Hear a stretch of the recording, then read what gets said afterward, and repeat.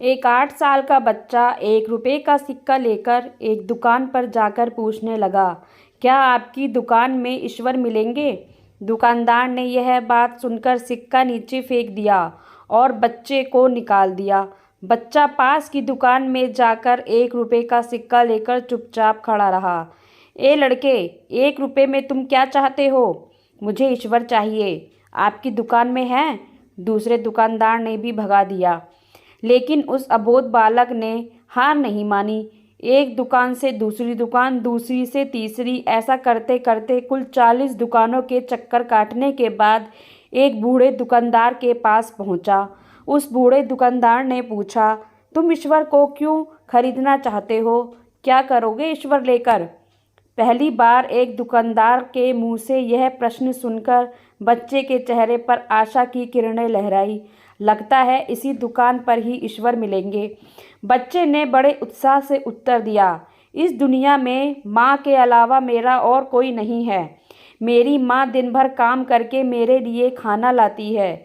मेरी माँ अब अस्पताल में है। अगर मेरी माँ मर गई तो मुझे कौन खिलाएगा? डॉक्टर ने कहा है कि अब सिर्फ ईश्वर ही तुम्हारी माँ को बचा सकते हैं। क्या आपकी दुकान में ईश्वर मिलेंगे? हाँ मिलेंगे। कितने पैसे हैं तुम्हारे पास? सिर्फ 1 रुपया। कोई दिक्कत नहीं है, 1 रुपये में ही ईश्वर मिल सकते हैं। दुकानदार बच्चे के हाथ से 1 रुपये लेकर उसने पाया कि 1 रुपये में 1 गिलास पानी के अलावा बेचने के लिए और कुछ भी नहीं है।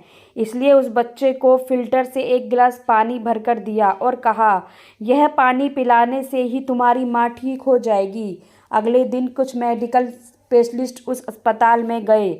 बच्चे की माँ का ऑपरेशन हुआ और बहुत जल्दी ही वह स्वस्थ हो उठी।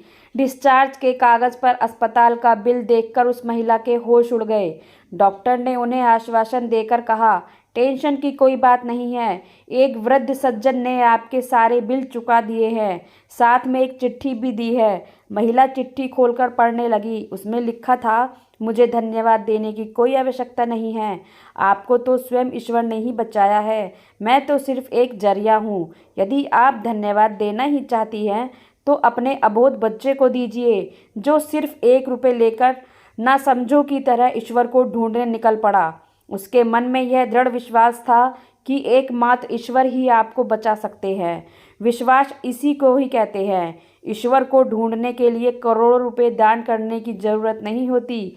यदि मन में अटूट विश्वास हो तो वे 1 रुपये में भी मिल सकते हैं।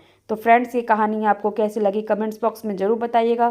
कहानी को लाइक व शेयर ज़रूर कीजिएगा और चैनल पर नए हैं तो सब्सक्राइब कीजिएगा। कहानी सुनने के लिए धन्यवाद।